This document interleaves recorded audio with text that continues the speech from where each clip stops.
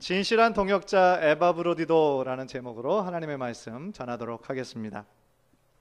우리에게 어떤 좋은 소식이 생기면 우리가 그 소식을 정말 친한 사람에게 하루라도 빨리 알리고 싶은 마음이 모든 사람이 공통적으로 가지고 있는 마음일 것입니다. 예를 들면 남편이 직장에서 승진을 했다거나, 아니면 어렵게 준비한 그런 시험을 패스했다거나, 또한 이민 생활에서 처음으로 좋은 집을 샀다거나, 또 자녀가 또 좋은 대학교에 들어갔다거나, 이런 좋은 소식이 있으면 함께 기뻐해 줄 사람들에게 그 소식을 빨리 알리고 싶을 거예요. 물론 그 이야기를 고지고대로 듣지 않고 아유 좀 잘난 체 하고 있어 이렇게 받아들일 사람에게는 나중에 이렇게 알려지겠죠. 이렇게 얘기하진 않을 거예요. 그런데 그런 개인적인 일을 넘어서 우리 공동체 전체에게 가치 깊은 일이 있다면 또 그 소식을 얼마나 알리고 싶으겠어요. 예를 들어서 우리가 약 2년 전쯤에 우리 최 집사님이 한국에 다른 일로 갔다가 비인두암이라는 것이 발견됐을 때 우리 교회 전체가 얼마나 한마음으로 걱정하고 기도했었습니까? 그래서 그 수술이 다 잘 되고 또 완전히 회복될 때까지 우리 한마음으로 기도했는데, 다시 완전히 다 회복됐다고 해서 이 미국으로 오게 됐을 때 얼마나 기뻤어요. 그래서 우리는 최 집사님에게 아유 회복하신 거 축하합니다 이렇게 기도했을 때, 그렇게 말을 했을 때 또 최 집사님은 기도해 주셔서 감사합니다. 그래서 아름다운 그런 동행의 관계, 그리스도 안에서 한 공동체였음을 우리가 함께 느꼈었죠. 그것이 어떻게 보면 진정한 공동체죠. 함께 기뻐해주고 함께 울어줄 수 있는 공동체, 그것이 진정한 공동체죠. 오늘 본문에서도 굉장히 비슷한 이야기가 나옵니다. 지금 빌립보 교회에서 자신의 교회의 사역자 중에 한 사람이었던 에바브로디도를 사도 바울이 로마의 감옥에 갇혀 있다는 소식을 듣고 보내죠. 왜냐하면 감옥에 갇혀 있으니까 얼마나 불편한 점이 많습니까? 그래서 그 불편한 점을 좀 옆에서 잘 도우라고 파송을 한 거예요. 그런데 안타깝게도 에바브로디도가 병에 걸려요. 무슨 병인지는 성경에 나와 있지는 않지만 중병이었고 거의 죽을 지경에 이르렀다라고 그랬어요. 그러니까 이 빌립보 교회에서 얼마나 많이 걱정했겠습니까? 바울도 마찬가지였겠죠. 자신을 잘 돌보려고 온 사람이 오히려 병에 걸려서 죽게 되었으니 얼마나 걱정이 되고 안타까워요. 그런데 그 에바브로디도는 또 그 병 걸렸다는 소식을 빌립보 교인이 들었다는 소식을 듣고 또 함께 또 아파하죠. 그런데 하나님의 은혜로 하나님께서 깨끗이 고쳐주셨습니다. 얼마나 기쁜 일이에요. 그런데 그 당시에 전화가 있습니까? 인터넷이 있습니까? 아무것도 없잖아요. 그러니까 그 기쁜 소식을 빨리 하루속히 전하고 싶은 마음인 거죠. 그 마음이 바로 오늘 본문에 우리가 읽은 내용인 거예요. 그래서 바울이 다시 빌립보 교회로 에바브로디도 완전히 완쾌하고 회복한 그 에바브로디를 파송하면서 이제 자신의 또 앞으로의 사역 계획을 밝히고 있는 장면이 바로 오늘 본문이라고 할 수 있어요. 그래서 오늘 본문을 통해서 우리가 집중해야 될 것은 에바브로디도가 과연 어떤 사람이길래 이렇게 바울이 정말 이렇게 믿는 동역자였을까? 또 그 삶을 통해서 또 그를 받아들이는 또 빌립보 교회의 그런 태도들을 우리가 함께 보면서 우리가 은혜 받고 또 한 진정한 공동체가 무엇인지 은혜 받는, 깨닫는 복된 시간이 되기를 주님의 이름으로 간절히 축원합니다. 제일 먼저 에바브로디도는 어떤 사람이었냐면요, 복음을 위해 함께 수고하는 자였어요. 25절을 한번 보십시오. 그러나 에바브로디도를 너에게 보내는 것이 필요한 줄로 생각하노니 그는 나의 형제요, 함께 수고하고 함께 군사된 자요, 너희 사자로 내가 쓸 것을 돕는 자라. 여기에서 지금 에바브로디도를 설명할 때 무려 5개의 구를 사용해서 그를 설명하고 있습니다. 나의 형제고, 함께 수고하는 자고, 함께 군사된 자고, 너희가 보낸 파송한 사람이고, 또 정말 거기에서 보낸 그로 자라는 거죠. 나의 형제, 그리고 앞에 3가지는 서로 연결되어 있어요. 형제라는 것은 주님 안에서 한 형제, 한 믿음을 가졌다라는 뜻일 것이고, 함께 수고하는 자라는 것은 바울과 함께 복음 전파를 위해 또 수고하고 있는 자라는 것이고, 또 함께 군사된 자라는 것은 복음을 전할 때 때로는 힘든 일을 많이 당했다라는 거죠. 많은 대적자들이 있을 때, 그런 영적인 싸움들이 있을 때 함께 싸운 사람이다 라는 거예요. 그러니까 한마디로 얘기하면 에바브로디도가 자신과 함께 복음을 위해 정말 수고한 나의 동역자다, 나의 자랑스러운 사람이다 라고 그렇게 소개하고 있는 겁니다. 그런데 사도 바울이 에바브로디도를 자신의 동역자다 이렇게 같은 선상에서 이렇게 소개하고 있지만, 사실은 바울을 아는 사람들이 생각할 때에 사실은 비교조차 안 되는 사람이죠. 에바브로디도는 오늘 본문 단 한 번 이렇게 나오는 사역자임에 반해서 사도 바울은 이 신약성경 27권 중에 반이나 되는 13권을 쓴 사람 아닙니까? 복음을 전할 때 하나님의 놀라운 능력이 나타나고 병이 고쳐지고 정말 사람들이 변화되는 놀라운 역사들을 많이 일으켰던 정말 놀라운 사도 아니겠습니까? 그런데 신기하게도 바울에게는 이런 높고 낮음과 어떤 권위의식이라는 것은 전혀 찾아볼 수가 없었다라는 거예요. 지금 한국에서는 한 항공사 대기업의 어떤 그 가족 전체의 갑질로 인해서 한국 전체가 막 들썩들썩 하잖아요. 인간은 조그만 힘과 조그만 어떤 권력을 가지고 있으면 그것을 어떻게든 이용하려고 하는 것이 인간의 나쁜 습성인 것 같습니다. 그래서 자신이 다른 사람들보다 더 높은 자리에 있다는 것을 끊임없이 각인시키고 싶어 하죠. 그래서 같은 직장에서도 한 달만 일찍 들어와도 한 달 고참이고, 또 군대에서도 아주 엄청난 고참인 척하고, 또 자신의 기업에서 이렇게 하청을 주게 되면 그 하청 그 기업에게 또 자신이 막 갑질을 하고, 이런 경우가 너무나 많이 있다라는 거죠. 게다가 미국에서는 우리가 또 하나 조심해야 할 것이 뭐냐면 다른 인종들을 무시하는 태도예요. 제가 LA에 있을 때 어떤 것이 좀 문제가 됐었냐면은 히스패닉들이 굉장히 많이 있잖아요. 여기에도 이제 북부 뉴저지에는 많지만 LA에는 정말 히스패닉들이 많죠. 그런데 식당에서 그 일하는 사람들이 대부분 히스패닉들인데 너무 하대하는 거예요. 때로는 민망할 정도로 무시하는 거예요. 그런데 사람은 느낌이라는 것이 있잖아요. 그러니까 아무리 한국말을 잘 못 알아듣는다고 하더라도 지금 저 사람이 나를 욕하고 있구나, 나를 무시하고 있구나, 그것은 기가 막히게 느끼는 건데, 너무 그런 사람들을 참 무례하게 그런 사람들을 많이 봤어요.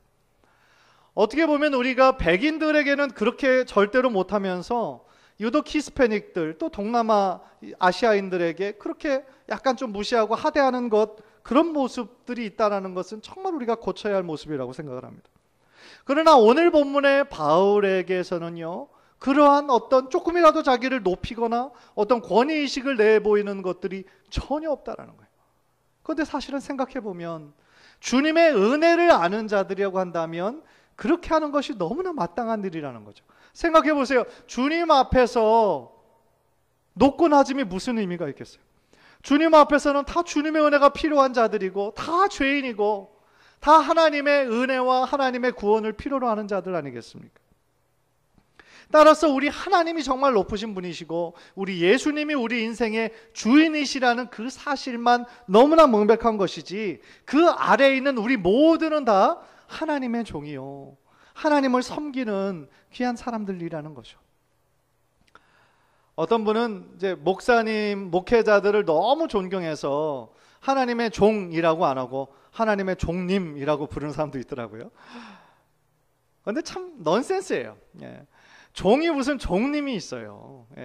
위로는 하나님을 다 함께 섬기는 자고, 또 하나님께서 맡겨주신 귀한 양떼들을 최선을 다해서 섬기는 직임이 바로 목회자인 것이죠.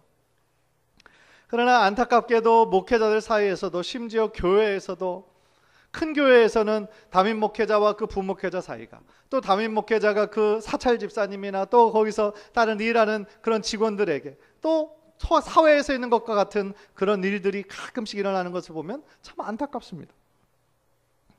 중요한 것은 바울과 같은 그런 위대한 사도도 그와 함께 동역할 사람들이 필요했다라는 것이고, 그 사람들과 동역자라는 분명한 의식을 가지고 함께 협력했다라는 사실이죠. 그 사람들, 디모데와 에바브로디도와 같은 신실한 사람들이 없었다라고 한다면 사실은 사도 바울이 그렇게 놀라운 사역을 감당하기가 참 쉽지 않았을 거라는 겁니다. 하나님의 모든 교회도 마찬가지입니다. 한 사람이 아무리 유능하다고 할지라도 혼자서는 다 할 수 없는 것이 바로 교회 사역이에요.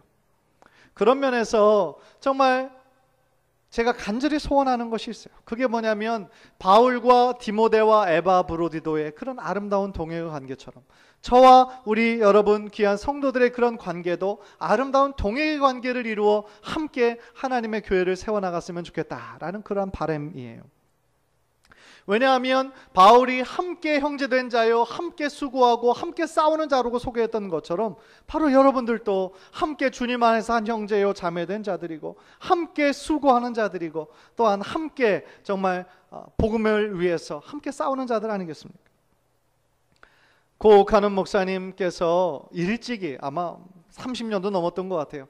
평신도를 깨운다라는 아주 유명한 책을 쓰셔서 평신도들이 일어나야 된다, 새롭게 각성해야 된다라는 그러한 책을 쓰신 적이 있어요. 그 전만 해도 30년 그 이전만 해도 그냥 교회는 그 목회자를 그냥 중심으로 해서 우리 평신도들은 그냥 순종만 하는 그런 관계였는데 옥하는 목사님은 그런 패러다임을 깨야 된다라고 얘기한 것이죠. 수동적인 위치에만 머물러 있어서는 안 되고 잠자고 있는 그 위치에서 이제는 일어나 주님의 제자로서 이 세상을 변화시키는 역동적인 존재로 우리 평신도들이 살아야 된다라고 그렇게 주장하는 것이에요. 그래서 제자훈련과 사역훈련을 통해 평신도들을 깨우는, 영적으로 각성시키는 그 일을 너무나 열심히 감당하셨던 것입니다. 우리 교회도 제가 부임한 이후로 제자훈련을 나름대로 열심히 했습니다. 분명히 제자훈련을 통해서 좋은 열매들이 있었어요. 감사한 일이죠. 그런데 또 한편으로 아쉬운 것은 뭐였냐면 이것이 어떻게 보면 사람의 삶을 변화시키고 새롭게 했다기보다는 그냥 하나의 또 다른 성경 공부로 여겨지지 않았나라는 그런 아쉬움도 남게 됩니다. 결국 많은 지식이, 성경의 많은 지식이 우리들의 삶을 예수님의 제자로 변화시키는 것이 아니라 어떻게 보면 내 마음에 부딪히는 한 가지 말씀이라도 우리가 치열하게 노력하고 변화하려는 그러한 노력들이 좀 우리들에게 부족하지 않았나라는 그런 생각을 한번 해봅니다. 솔직히 말씀드리면 우리가 정말 이 동역의 아름다운 동역의 관계를 계속해서 열심히 이루어야 하는 이유가 이 이민교회의 앞으로의 미래 상황이 사실은 그다지 밝지는 않습니다. 왜냐하면 여러분들도 아마 느끼실 거예요. 한국에서 이민자들이 몇 년 전부터 거의 멈췄어요. 그래서 저쪽 LA 이곳 미국 전체를 합해서 1000명 정도 미만으로 이민자들이 옵니다. 거의 없는 거예요. 역이민 하는 사람들은 있지만 이제 한국에서 더 이상 오지 않습니다. 왜냐하면 열심히 유학파라고 할지라도 기업에서도 이제는 그다지 큰 메릿을 주지 않아요. 오히려 한국 기업에 거기에 상황에 맞는 사람들이 더 맞는다라는 생각을 하기 때문에 유학생들도 많이 줄었습니다. 따라서 우리가 이민교회로서 어떻게 보면 새로운 유입이 없다라는 것은 이제 20년, 30년이 지나면 어떻게 될지 우리가 잘 모르는 거죠. 지금 있는 인원 그대로 20년, 30년이 지났다고 생각해 보세요. 교회는 다 고령화가 되고요. 어떻게 보면 그 다음 세대가 없어지는 거라고 할 수 있는 거죠. 그러나 좋은 소식이 있습니다. 우리 자녀들이죠. 우리 교회 학생부의 사역이 굉장히 활발하게 지금 이루어지고 있습니다. 사실 여기에 해답이 있어요. 왜냐하면 지금 한국 교회나 미국 교회나 동일한 고민을 안고 있습니다. 그게 뭔지 아십니까? 다음 세대들을 깨워야 된다는 거예요.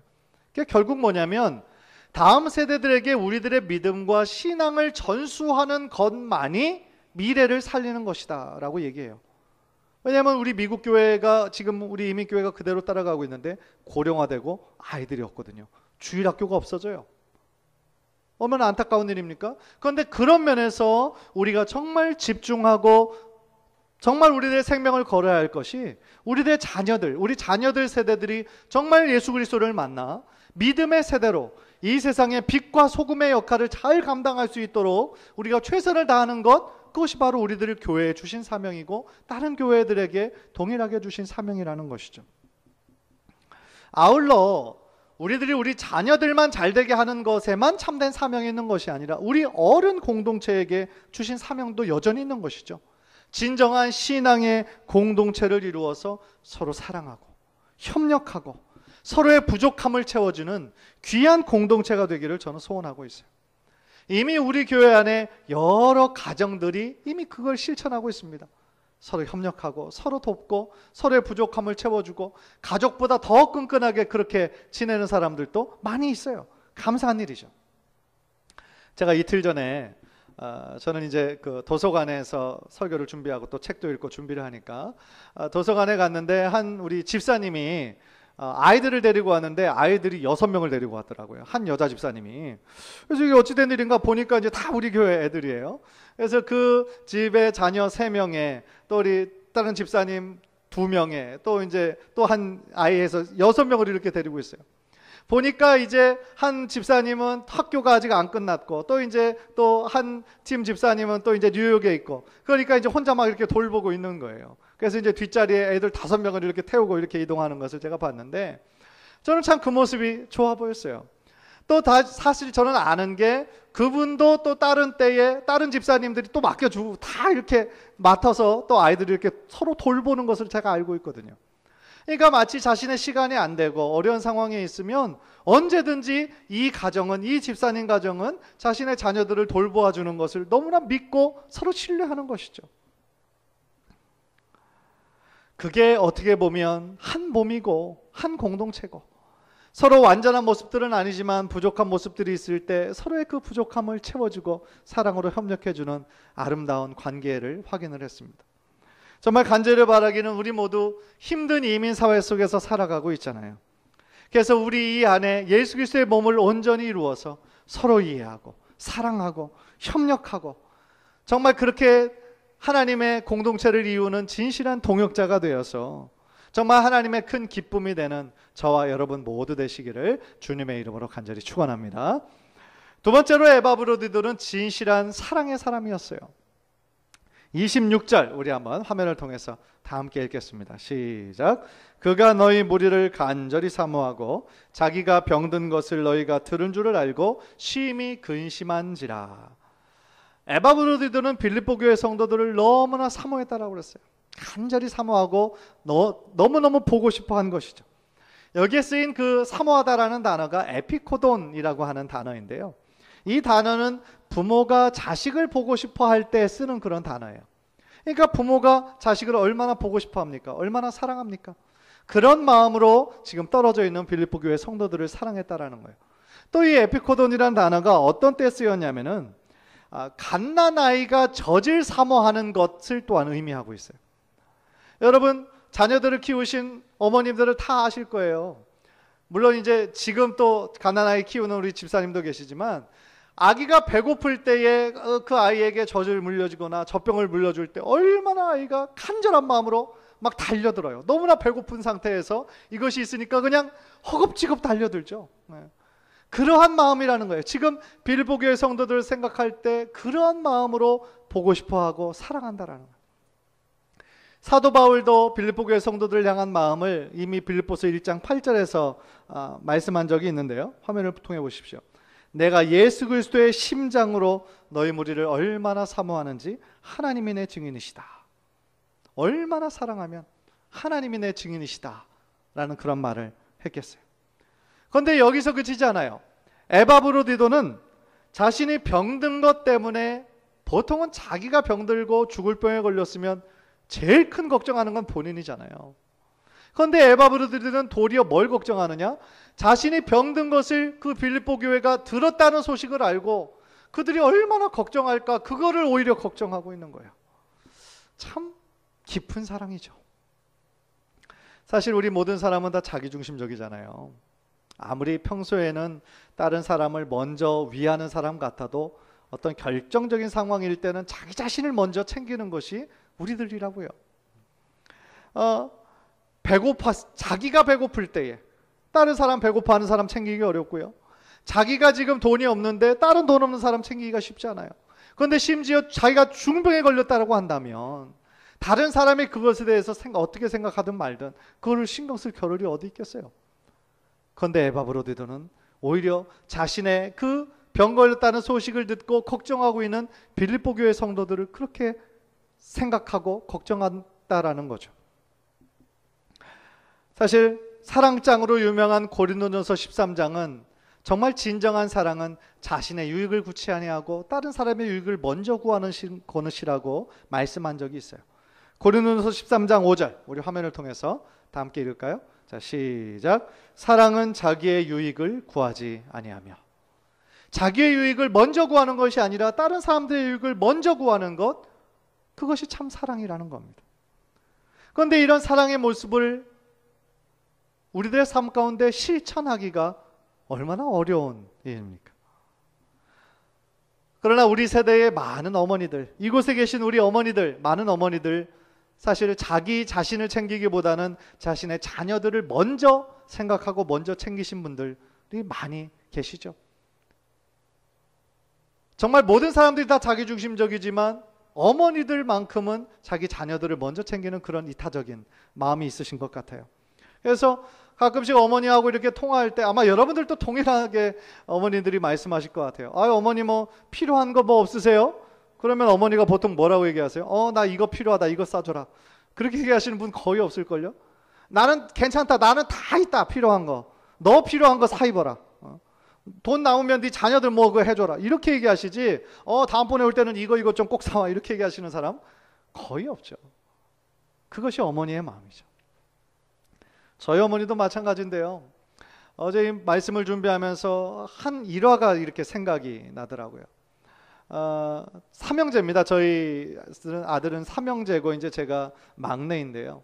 저희 두 형들이 뭐 다 공부를 잘했습니다. 그래서 다 좋은 인류대학을 갔는데 둘째 형이 고3 때 이제 휴학을 하게 됐어요. 눈에 병이 생겨서. 그런데 이제 의대를 가려고 준비하고 있었고 실제로 아주 공부를 잘했습니다. 그런데 휴학을 해서 이제 집에 내려왔는데 그때 삶에 큰 변화가 생긴 거예요. 그게 뭐냐면 중학교 3학년 때까지 피아노를 쳤었는데 이 형이 다시 피아노 쪽으로 음대를 가고 싶다는 쪽으로 전향을 하게 된 거죠. 근데 생각해 보세요. 피아노를 전공을 하려면 하루도 사실은 이 연습하는 것을 쉬면은 그것도 이렇게 손이 굳는다라고 그래요. 매일같이 이게 정말 7-8시간을 해야 그 피아노로 서울에 있는 좋은 대학에 들어갈 수가 있다라는 거죠. 그런데 3년을 쉬었어요. 그러니까 다시 그것으로 전향을 피아노과로 전향한다는 것이 부모님들의 입장에서 봤을 때는 이게 불가능한 거잖아요. 아니 그러니까 어떻게 보면 좀 설득을 하셨겠죠. 야, 피아노는 나중에 의사가 되고 나서도 취미로도 할 수 있고 얼마든지 할 수 있는 거야. 근데 둘째 형이 굉장히 고집이 셌던 것 같아요. 보통 그 둘째들이 좀 고집이 있잖아요. 고집이 셌던 것 같아요. 끝내 부모님들이 그렇게 얘기하는 것을 이겼어요. 그런데 사실은 3년 동안 안 치던 거를 1년 동안 아무리 열심히 했다고 해도 참 쉽지 않은 거였죠. 그래서 그 결과 낙방이었어요. 뭐 당연한 결과였죠. 그런데 저는 이제 그 중3 때 3년 차이였으니까 중3 때에 어머니가 이제 형으로부터 안 됐다라는 소식을 듣는 그 전화 받을 때 그 옆에 있었어요, 제가. 근데 어머니가 그 소식을 듣더니 낙심을 하세요. 표정이 이제 표정으로 드러나잖아요. 안 됐다는 소식을 들으니까 너무너무 속상한 거죠. 그런데 그때 저는 참 어머니가 대단하다는 생각을 한 게 보통 어머니 같으면 참 속상하니까 그런 얘기 할 거 아니에요. 야, 내가 그래서 그냥 의대 가지. 나중에 이렇게 하면 된다고 얘기했었잖아. 왜 이렇게 1년을 더 힘들게 했어? 그러니까 자식을 못 믿어서라기보다는 안타까우니까 그런 말씀 할 거 아닙니까? 우리들도 우리 자녀들이 막 말 안 듣고 그러면 털지고 막 그러잖아요. So many time 막 그러잖아요. 속상하니까. 그런데 저희 어머니는 본인이 지금 굉장히 낙심이 된 상태인데도 그런 말씀을 하지 않으시더라고요. 뭐라고 얘기하냐면 괜찮다고. 나는 괜찮다고. 그러니까 너무 실망하지 말라고. 다음번에는 될 거라고. 그렇게 오히려 형을 격려하고 위로하는 그런 장면을 봤어요. 그래서 참 우리 어머니 대단하시다. 그런 생각을 했습니다. 표정 가운데 이미 자신이 지금 너무 실망이 되고 걱정이 되고 있었지만 떨어져 있는 그 아들이 절망할까 봐 그 아들에게 다시 힘을 주기 위해서 그렇게 말씀하셨던 것이죠. 그래서 정말 그 한 해 동안 재수하면서 열심히 정말 피아노를 쳐서 그 다음에 아주 좋은 대학에 들어갈 수가 있었습니다. 그래서 사실은 인문계에서 들어가는 것이 거의 불가능한 것인데, 왜냐하면 이제 어떤 TO가 있잖아요. 그래서 만약에 서울대 음대면 이제 서울 예고에서 거의 대부분의 TO가 나고, 그 다음 선화 예고고, 그 다음 예고가서 이제 이렇게 들어가는 것이 서울대 음대인데, 인문계에서 들어갔으니까 참 거의 기적과 같은 일이었죠. 그런데 이제 그 힘이 사실은 작은 형의 그 피나는 노력도 있었겠지만 또 어머니의 그 기도와 격려가 아니었나, 그런 생각을 하게 되는 것입니다. 마찬가지로 에바 브로디도도 자신의 건강, 자신이 지금 중병에 걸렸지만, 죽게 되었지만 그것을 걱정하지 않고 오히려 그것을 걱정하는 빌립보 교회 성도들을 먼저 걱정할 만큼 철저하게 남을 먼저 생각하는 사람이 바로 에바 브로디도였다는 거죠. 감사하게도 하나님께서 그의 기도, 또 바울의 그 기도를 들으시사 에바 브로디도를 완쾌시켜 주셨어요. 회복시켜 주셨어요. 얼마나 기뻤을까요? 그래서 27절을 보십시오. 그가 병들어 죽게 되었으나 하나님이 그를 긍휼히 여기셨고, 그뿐 아니라 또 나를 긍휼히 여기사 내 근심 위에 근심을 면하게 하셨느니라. 자신의 목숨을 돌보지 않고 복음을 위해서 헌신한 이 에바 브로디도들을 하나님께서 살려주시고 고쳐주신 것입니다.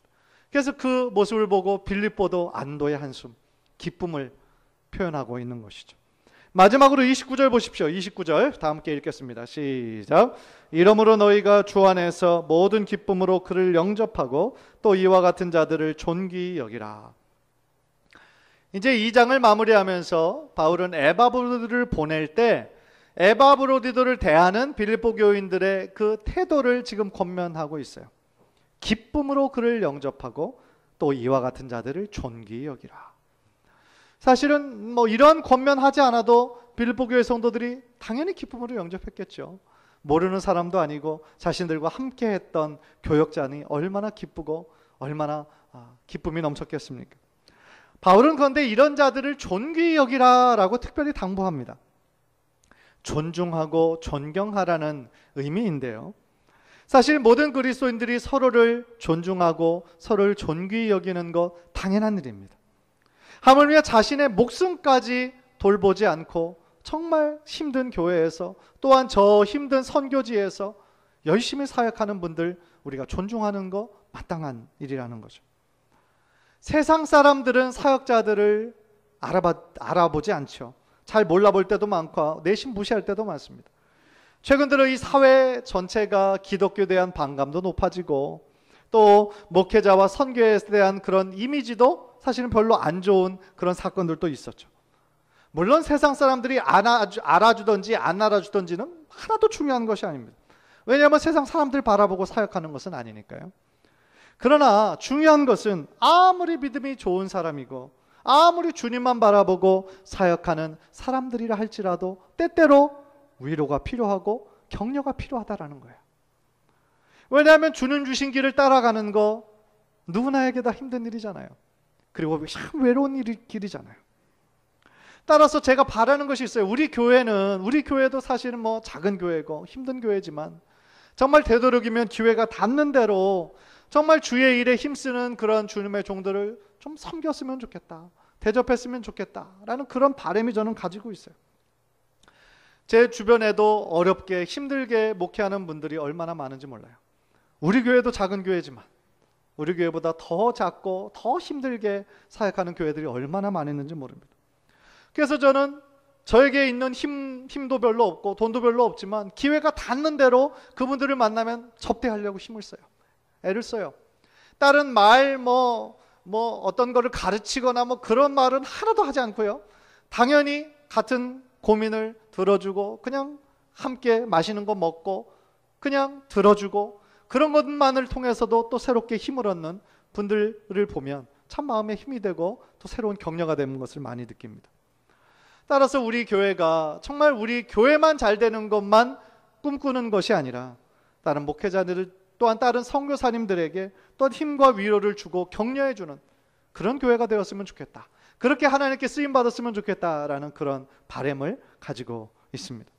간절히 바라기는 여러분들 저를 위해 좀 기도해 주실 때 오늘 본문에 나오는 에바 브로디도와 같은 정말 그런 진실하고 충성스러운 목회자가 되도록 여러분들 계속 기도로 중보해 주시고, 또한 우리 교회 전체가 마치 빌립보 교회처럼 주님의 일을 위해 힘쓰고 애쓰는 교육자들을 존귀 여기고 세워주는데 하나님께 쓰임받는 귀한 교회, 귀한 성도들 되시기를 주님의 이름으로 간절히 축원합니다. 우리 한번 기도하겠습니다.